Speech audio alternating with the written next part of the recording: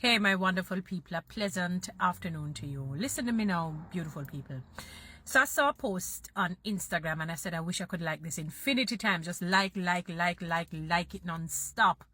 Because it is something that is causing a lot of mayhem. It is wreaking havoc in the lives of people without warrant, so to speak. It is without a plausible and just cause. There's really no just cause to create strife and malice and hate and resentment and bitterness and murder in your hearts towards people, no matter what. Because when they go low, you really should go high. You should do the right thing. You know, the Bible says, love your enemies, do good to them that persecute you and do all manner of things to you. It's not that you're going to be a doormat, but you just don't replicate what they're doing to you, because you have an advocate, you have a judge who will judge them righteously, and it's not going to be to their benefit sometimes, and it comes at an inopportune time. And I saw the post and I said, this is good. It says rumors, and I want to add slander, because slander is speaking truth but with evil intent. But rumors in this case, gossip. Most things that you hear about people are most times, it falls under gossip, not even slander. Gossip, lies, false deceit, because of people's personal inadequacies, inefficiencies. They're usually in a malignant state of jealousy and a malicious state of envy towards the individual that they're telling you about. And you know why God punishes people like that, the perpetrator, greatly and gravely?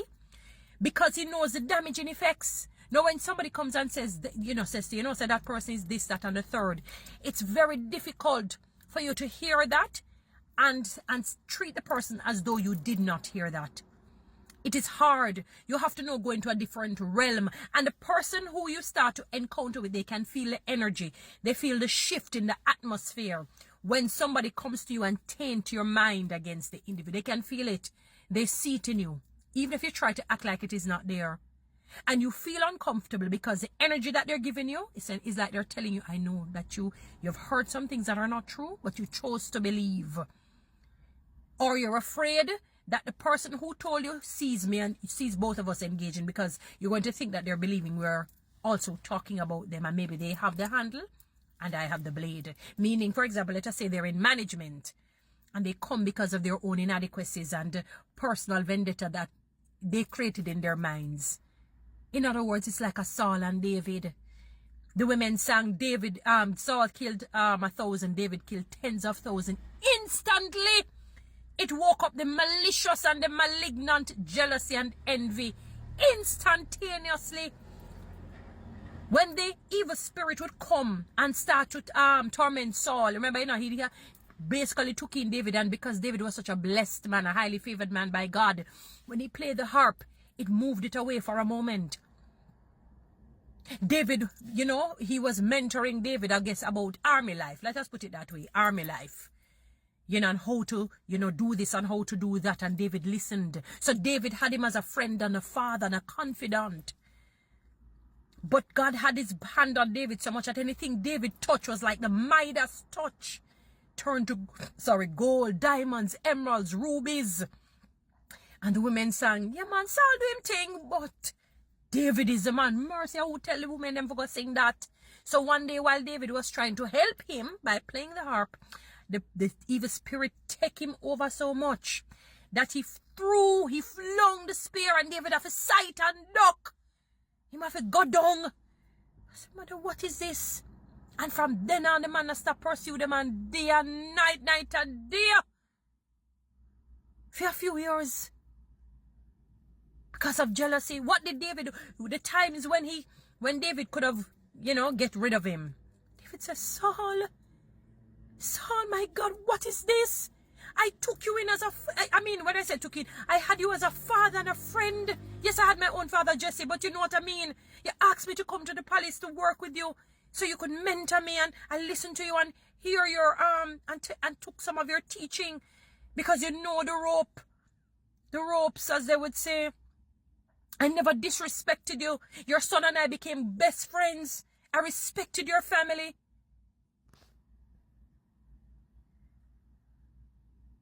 And this is what you're doing to me, David. And this you do to me, David. to me, Saul, David, who is, I am a genuine person in your life. I respect you. I could have gotten rid of you and I did not, because I cannot touch what God has anointed. Even though Saul was in leadership for 40 years, but 38 of it, God never walked with him. Can you imagine that? The first 2, but the last 38. So sometimes people in leadership, God not with them. And remember, it wasn't God's perfect will for Saul to get there. It was his permissive will, because the people were pressuring Samuel for a leader. Them dunked on him like ticks down in an animal. They could have allowed, Samuel was like a governor. They could have allowed him to continue until God says, all right, I'm going to raise up somebody. Because God was their guide and leader. As he guided Samuel, Samuel would have guided them until God says, all right, we want the warrior kind of leader now to come in and deal with. But they couldn't wait. So they got God's permissive will, which was, it's like you get leanness of heart. The Bible talks about that. So some things will be granted, but it's like it's not bringing you joy, bliss, and you don't feel it so much anymore. So when you hear things about people that are not true, you keep looking them through the lens of what you hear. You know when it changes? Guess when it changes? When you're now in the hot seat. When the musical chair spin around and you're now in the hot seat and you realize, and somebody's doing the same to you over and over and over again, and you remember, my God, this is what I did to Toni-Ann. This is what I did to Toni-Ann, and you have so many regrets. You can't even, you don't know what to do, and you're ashamed. You can't go to Toni-Ann and say, Toni-Ann, you know, me believe the rumor. Me only join in on the rumor. One lady came to me and she said one thing, she got to know me. She said, but what they're saying to me is lies. And she realized it's absolutely fake and false. And how would they even get that? They don't even know her. Until she got to know me, she said, my God, this girl is genuine and not them are the wicked. Because guarantee you, most people who spread rumors, those are the people you should avoid, because actually they most times don't like you either. But you're not a threat to them. So sorry to say that, you're not a threat to them. They see you as ordinary or below ordinary. But as soon as you become into the extraordinary, it's the same with Saul and David. He thought David was ordinary until the women saw it. They saw when I say magic, I'm talking about the blessing and the favor over David's life. Saul didn't see it, and I think God probably deliberately blinded his eyes for the moment. Saul didn't see it.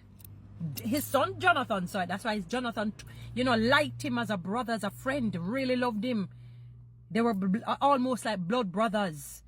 Their relationship was very clean and whole and healthy.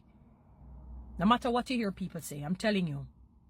Even though it may speak about like a sort of intimacy. When David said, I love you more than that of women. What he was talking about is that him not gonna make no man come mash up them friendship. You remember the old English, the way how they spoke then. You have to be careful, because it's like when Jesus says, unless you hate your mother and your father, then you can't enter the kingdom, so to speak. He's not telling you to hate your parents, unless you love them less than me. Your husband, your wife, your auntie, your uncle, your picnic, your mother, your father, your friend, whomever it may be. Less. So it's a declension. It's less. It's not hatred. It's a way how they wrote things back in the day. That's why it's good to listen to biblical historians. So David and Jonathan were great bosom friends, platonic, not erotic or, but that's a different topic.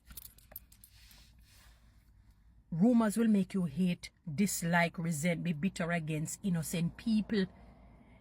And you will end up having regrets, because one day you're going to be in the hot seat, because it's going to be like a musical chair. Remember that God says, don't be deceived. God can never be mocked. Whatever a man or a woman sows, that he will reap.